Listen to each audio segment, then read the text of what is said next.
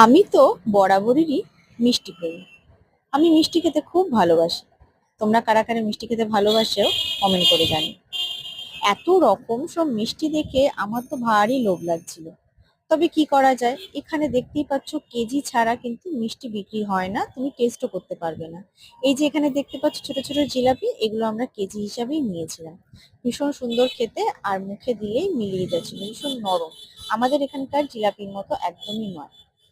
আর এই যে এত রকম মিষ্টি দেখছো, মিষ্টিগুলো দেখে তো তোমাদের নিশ্চয়ই খুব লোভ লাগছে। এগুলো কোথায় বলো তো, আমি বলে দিচ্ছি। আমরা মাদুরাই ঘুরতে গেছিলাম, আর মীনাক্ষী টেম্পলের ঠিক কাছাকাছি এই রেস্টুরেন্টটা ছিল।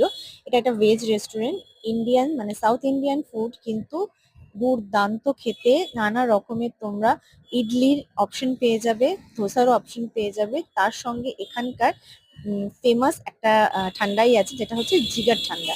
আমি খেয়েছিলাম, ভীষণ ভালো লেগেছিল। তবে এখান থেকে না, আমি অন্য জায়গা থেকে খেয়েছিলাম। এই দেখো, মুরুগান ইডলি ভেজ রেস্টুরেন্ট।